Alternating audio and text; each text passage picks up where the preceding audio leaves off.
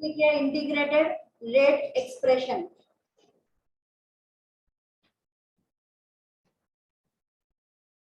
Integrated rate expression, उसमें हम लोग फर्स्ट डेरिवेशन जो करेंगे वो करेंगे फॉर जीरो ऑर्डर। उसका तो हेडिंग लिखिए zero order.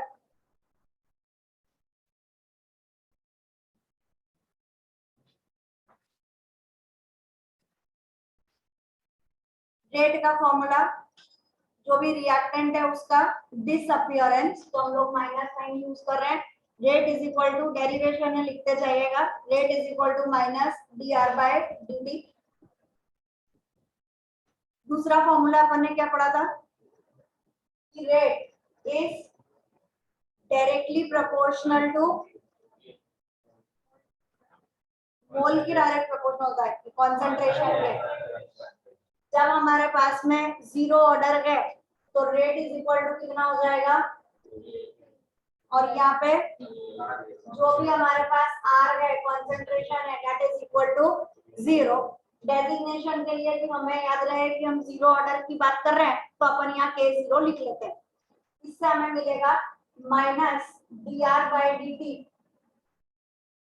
Is equal to के जीरो। तो minus D R is equal to D T को यहाँ भेज दीजिए, it is K zero D T.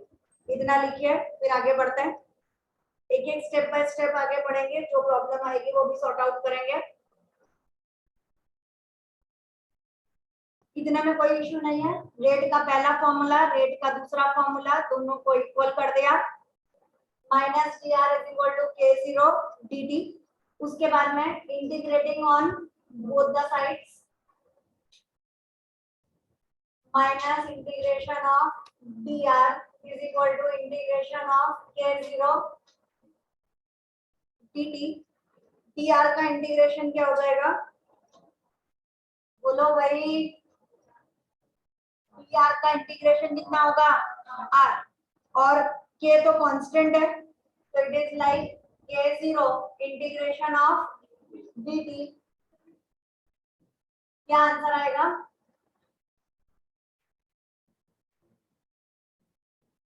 Maths में आप लोग जब इंटीग्रेशन का कांस्टेंट लेते हैं तो आप लोग सी लिखते हैं, यहाँ पर हम लोग उस इंटीग्रेशन कांस्टेंट को ले रहे हैं आई। It is K zero D T का हो गया टी। मैथ्स वालों का रूल है कि जब इस तरह से इंटीग्रेशन होता है तो वो यहाँ पर एक कांस्टेंट लिखते हैं। मैथ्स में सी है, फिजिक्स सॉरी केमिस्ट्री में हम इसे आई ले रहे हैं। This is our first equation. ठीक, इसके बाद हम बोलेंगे at initial time t is equal to 0, यहाँ से देख लीजिए, at initial time t is equal to 0, जब हम लोग शुरू कर रहे हैं तो t की वैल्यू 0 हो गई। हमने लिखा minus r is equal to k0 multiplied by 0 plus i, तो minus r is equal to, अब एक मिनट, यहाँ पर r क्यों लिखे, r तो क्या हो जाएगा r0, क्यों, क्योंकि इनिशियली जब हम शुरू कर रहे हैं तो हमारे पास कंसंट्रेशन कितना है पूरा, उस वक्त कोई भी रिएक्शन हमने करी नहीं है, तो जब हमारे पास कंसंट्रेशन पूरा है तो हम उसे बोलेंगे r0। तो at initial time t is equal to 0, comma यहीं पे लिख लो r is equal to r0, क्योंकि कंसंट्रेशन जो है वो पूरा का पूरा है, तो यहाँ पे हमने लिखा r0, टाइम की जगह 0 और i, इससे हमें मिला i is equal to minus r0। इस 2 को फर्स्ट इक्वेशन में पुट अप करेंगे, कितना बचा, minus r is equal to k0t plus minus r0, मैं डायरेक्ट लिख देती हूँ, इट इज माइनस, ठीक, r0 को उधर भेज दो, कितना हो जाएगा, ये माइनस से उधर जाएगा तो plus r0 minus r is equal to k0t। अब इसमें से जो ढूंढना हो वो ठीक है, नॉर्मली हम इसमें से k0 ढूंढते हैं, तो k0 is equal to r0 minus r upon t। ये हमारे पास में फाइनल आंसर बचेगा, कि R0 माइनस R अपॉन में T, स्क्वायर ब्रैकेट चलने देने का, क्योंकि ये हमें कॉन्सेंट्रेशन बता रहा है। R0 मतलब इनिशियल कॉन्सेंट्रेशन, R मतलब जहां पर भी आप पहुंचे हैं जिस भी टाइम पर, वो वाला। को लिखने का एक और तरीका कि हमारे पास कोई रिएक्टेंट है जो किसी प्रोडक्ट में कन्वर्ट हो रहा है।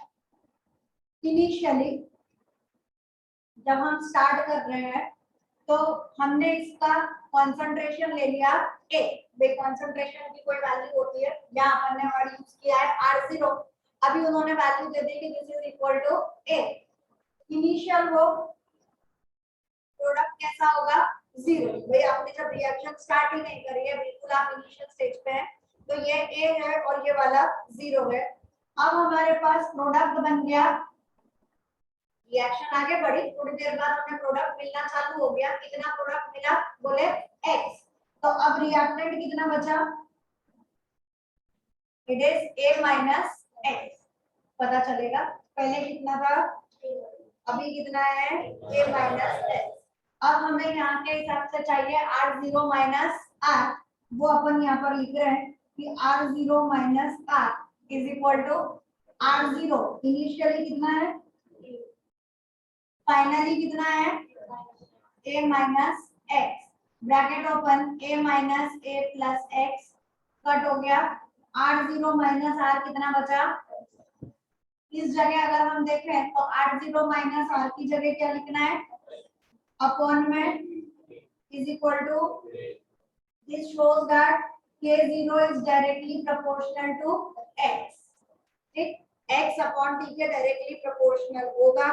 The amount of substance reacted, इसको अपन ऐसा लिखते हैं, रुक जाओ, X is equal to K0 T।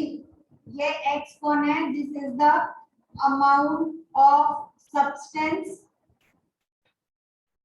Reacted.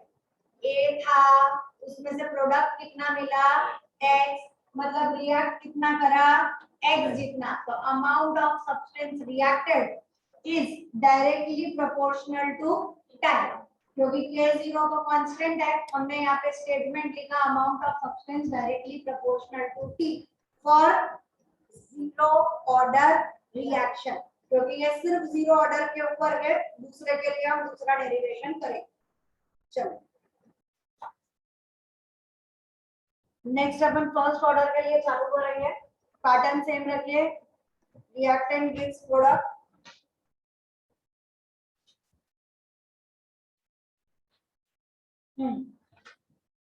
बोलिए पहली लाइन क्या लिखेंगे, rate is equal to minus PR by, also rate is equal to K, first order के लिए K1, यहाँ पे क्या लिखेंगे R, उसके बाद दोनों को इक्वल, तो minus dr by dt, it is K1 R। ठीक, अब ऐसा नहीं कर देना कि बोले R और R कट कर दिया, ये dr है, ये R है ना, ऐसे R कट करके तो छोड़ देना। इसको अपन लिखेंगे minus dr upon R is equal to K dt। यहाँ तक पहुंचे, उसके बाद में हम इंटीग्रेशन करेंगे दोनों साइड पर, जैसा पहले किया वैसा ही कर रहे हैं, बस ये है कि ये फर्स्ट ऑर्डर के लिए चल रहा है, वो हमारा जीरो ऑर्डर के लिए था।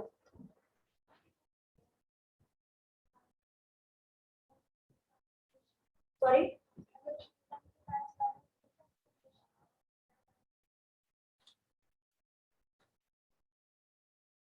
integrating on both the sides, it is minus integration of CR by R, यहाँ पर के बाहर इंटीग्रेशन dt। ये वाला पार्ट आपको समझ में आ जाएगा, it is KT plus I हमेशा इंटीग्रेशन कांस्टेंट की गिनती कराएगा। ये वाले पार्ट को, हाँ बोलिए, वेरी गुड, एक्चुअली ये समझा करते हो, कि यहाँ पर जैसा हमारे पास में है माइनस, वो तो ठीक है अपनी जगह, ये वाला पार्ट जो है अगर आप इसे इंटीग्रेट करने जाएंगे तो ये हो जाएगा dr, और ये ऊपर जाएगा तो इट इज r⁻⁻1, और इसका हम इंटीग्रेशन करेंगे। करना नहीं, अभी करना नहीं, ये गलत है, ऐसा इंटीग्रेशन नहीं करना है। सिर्फ सिखा रहे हो कि ये अपन जब ऊपर ले गए तो ये हो गया r⁻1। अब अपना रूल बोलता है कि जब हमारे पास r dr हो, x dx हो, y dy हो, तो हम लोग फॉर्मूला लगाते हैं ऊपर n+1 और नीचे भी n+1। अब n कितना है -1, तो जब हम अगर ऐसा लिखे तो r हो जाएगा n+1 अपॉन -1 + 1 0, और नीचे भी -1 + 1 0। ये वाला 0 तो ठीक है, लेकिन अगर डिनोमिनेटर में 0 आ जाए, anything divided by 0 is equal to infinity, तो आंसर क्या हो गया, बोले इनफाइनाइट। तो ऐसा नहीं चाहिए, इसके लिए हमें रूल चेंज कर दिया जाता है कि जब आपके पास ऐसा -1 वाला पार्ट हो तो फिर इस पैटर्न में इंटीग्रेशन नहीं करते, तब हम इस इंटीग्रेशन का आंसर लिखते हैं ln, नेचुरल लॉग ऑफ। पूरी रामायण इसलिए बताई कि कब लगाना पड़ता है, तो जब हमारे पास -1 + 1 आ रहा हो तब अपन उसको उस फॉर्मेट में नहीं लिखते हैं, और यहाँ पर लिखते हैं -ln r, और यहाँ पर आ गया इक्वल टू kt + 1। अब क्या करना है, ये हो गई इक्वेशन नंबर। अभी क्या चेंज, इनिशियली क्या लिखना है, time t is equal to और r is equal to r0। तो अब हमारे पास में हो जाएगा -ln of r0 is equal to kt की जगह 0 प्लस, तो i की वैल्यू आ गई -ln r0, this is equation number 2। अब हम लिखेंगे पुट 2 इन, तो ये वाला माइनस ये वाला kt प्लस i की जगह क्या लिखना है, माइनस नेचुरल लॉग r0। अब इसको इधर भेज दीजिए जैसे पहले भेजा था, तो it is r0 minus r, यहाँ पे बचा kt, ठीक है। जब बीच में माइनस साइन होता है लॉग के लिए, तो ये क्या डिनोट करता है कि ये पार्ट डिनोमिनेटर में प्रेजेंट है, ये डिवाइड हो रहा है, तो it is r0 upon r which is equal to kt। अब इसको अगर हम हटाते हैं तो क्या लगाना पड़ता है, वेरी गुड, इट इज 2.303। उसके बाद हमारा नॉर्मल वाला जो लॉग है वो लॉग होता है, ये लॉग कहलाता है लॉग एट द बेस 10। इस लॉग का मतलब होता है लॉग एट द बेस 10, तो अपन इसको नॉर्मल लिखते हैं 2.303 लॉग, और उसके बाद हमारे पास बचा r0 upon r which is equal to kt, तो k is equal to 2.303 upon t log of r0 upon r। ये हमारे पास फॉर्मूला आया, इसके लिए k कौन है, k कौन है, rate constant for first order.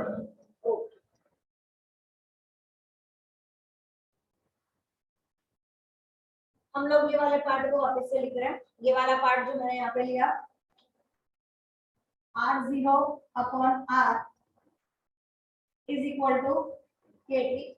एक तरीका तो ये हो गया कि हम इसे अपना जो नॉर्मल लॉग है उसमें कन्वर्ट कर दें, 2.303 लॉग लगा दिया तो आपका ये ln वाला पार्ट हट गया और उसकी जगह 2.303 लॉग हो गया।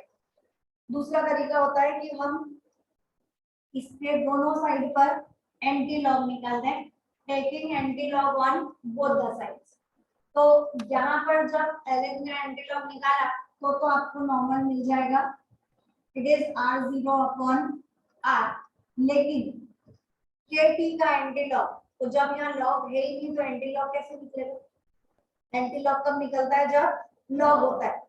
के वैसे भी हमारे पास एक कांस्टेंट टर्म है, टाइम जो है वो वेरी कर रहा है, तो इसे हम लोग लिखते हैं एक्सपोनेंशियल फॉर्म में कन्वर्ट किया जाता है। It is written with the base b और इसका पावर हमारे पास में हो जाएगा माइनस k1t।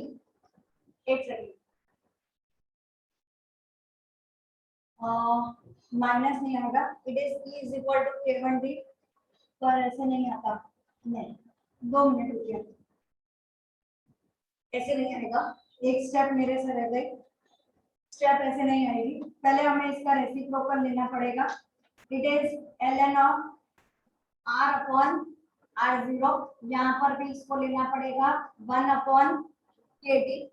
अब इसका एंटी लॉग निकालेंगे तो यहाँ पर बचेगा हमारे पास r अपॉन r0, ये हो जाएगा kt रेस टू, है ना, और फिर हम उसका एंटी लॉग निकालेंगे तो हमारे पास बचेगा एक्सपोनेंशियल पार्ट का e और ऊपर बचेगा माइनस kt, वो जो kt -1 है उसको हम लोग लेंगे माइनस kt। तो ये एक फॉर्मूला हमारे पास में तैयार होता है r upon r0 is equal to e raise to minus kt, जिसको हम लोग लिखेंगे आगे जाके r इज इक्वल टू, ये वाला r0 ऊपर भेज दीजिए, e raise to minus kt। तो ये भी एक फॉर्मेट है लिखने का। यहाँ पर के फर्स्ट ऑर्डर को रिजेंबल कर रहा है, इट इज k1t, अगर भूल जाओ तो लिख लो, मैथ्स वाले लोग ज्यादा अच्छे से बताते हैं। किसी फर्स्ट ऑर्डर के लिए अगर हमें इनिशियल टाइम ना देकर उन्होंने 2 अलग अलग टाइम दे रखे हो कि t1 इतना, t2 इतना और r1 इतना और r2 इतना, ये जो पूरा डेरिवेशन है ये किस हिसाब से चल रहा है? जब हम r0 और r ले रहे हैं, r0 मतलब इनिशियल, बिल्कुल जब टाइम 0 था तब की बात कर रहे हैं। अगर हमारे पास 2 तरह के टाइम हो, t1 और t2, तो कंसंट्रेशन भी 2 हो जाएंगे, r1 और r2। तो उस केस के लिए ये जो हमारा पार्ट है कौन सा, 2.303 upon t log of r0 upon r is equal to k। अगर 2 अलग अलग टाइम हो तो it is 2.303 upon t2 minus t1 final minus initial, log of r0 मतलब इनिशियल को रिप्रेजेंट कर रहा है, हम लिखेंगे r1, और r जो है वो फाइनल को रिप्रेजेंट कर रहा है, यानी हम लिखेंगे r2। This is equal to k। तो 2 हो तो 2 तरीके से उसको चेंज कर लेने का, लिख लीजिए। नेक्स्ट हम लोग ग्राफ ड्रॉ करेंगे इससे रिलेटेड, ये इंटीग्रेटेड रेट एक्सप्रेशन से ही एग्जाम में आपको ग्राफ दिया जाता है और पूछा जाता है कि ये ग्राफ क्या रिजेंबल कर रहा है। ग्राफ किस तरीके से होता है, यहाँ पे हमने लिखा है log r और यहाँ पर हमने लिया है टाइम, ये वाला पार्ट जो है ये हो गया r0 स्क्वायर ब्रैकेट में डेफिनेटली, और लॉग चल रहा है ना, log ऑफ r0। अब ये पूछा जाता है कि ये जो स्लोप है ये किसे रिप्रेजेंट कर रहा है। दूसरा तरीका, यहाँ पर हम ले रहे हैं log of r0 upon r, और ये वाला पार्ट रिजेंबल कर रहा है टाइम को, यहाँ पर भी हम लोग एक स्लोप बना रहे हैं, और अब पूछा कि ये स्लोप किसे रिजेंबल कर रहा है। स्लोप दोनों है, हाँ बोलिए।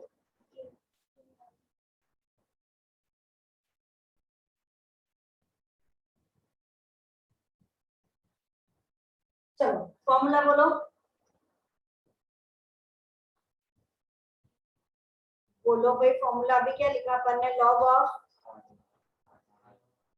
k1 या k is equal two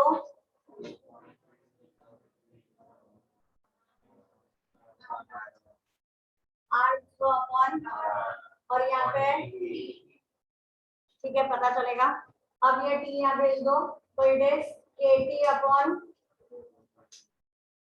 is equal to log 0 r0 minus log of, अब ये माइनस log r इधर भेजो, तो इट इज 80 अपॉन 2.303